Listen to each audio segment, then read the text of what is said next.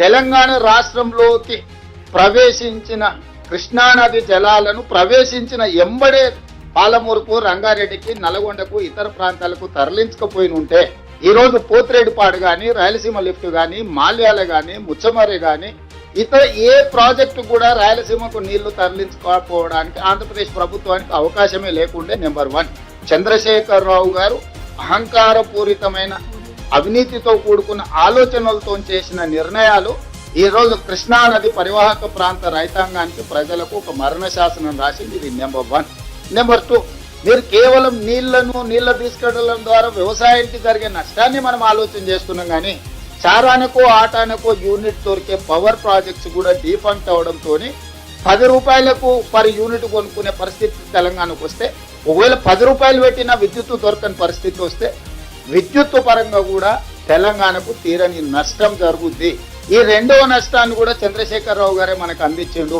మూడవది, 3,64,000 ఎకరాలకు నల్గొండ జిల్లాలో నీళ్ళిచ్చే ఎస్ఎల్బీసీని పడవ పెట్టి పాలమూరు, రంగారెడ్డి ఎత్తిపోతలను జూరాల నుంచి శ్రీశైలానికి తరలించే అంచనాలు పెంచి దాన్ని ఈ రోజు వరకు పూర్తి చేయాలి. ఉమ్మడి రాష్ట్రంలో మొదలుపెట్టిన కల్వకుర్తి లిఫ్ట్ ఇరిగేషన్ కి నీటి కేటాయింపుల మీద ఇంతవరకు పరిష్కారం చూపించలే, అది పూర్తి చేయాలి. భీమా, నెట్టంపాడు, కోయిల్సాగర్ ఏ ప్రాజెక్టు చూసినా సీతారామ సాగర్ వరకు, ఇందిరాసాగర్ వరకు కిందికి పోతే ఏ ఒక్క ప్రాజెక్టు కూడా ఈ 9.5-10 సంవత్సరాలలో చంద్రశేఖరరావు పూర్తి చేయకపోవడం వల్ల ఈ రోజు మనకు హక్కులు రాలేదు, ప్రయోజనము చేకూరలేదు. చివరికి ఈ రోజు దాన్ని సరిదిద్దుదామని మేము ఎప్పుడైతే కూర్చొని ఈయన ఇచ్చిన లేఖలు, ఈయన వాళ్ళ పట్ల చూపించిన ఔదార్యం, ప్రేమను, ఈ తెలంగాణ ప్రజలకు ప్రయోజనం లేదని ఎప్పుడైతే మేము మాట్లాడుతున్నామో ఈ రోజులను ప్రజలను తప్పుదోవ పట్టించడానికి ఈ రోజు వాళ్ళు శాయశక్తుల ప్రయత్నం చేస్తున్నారు.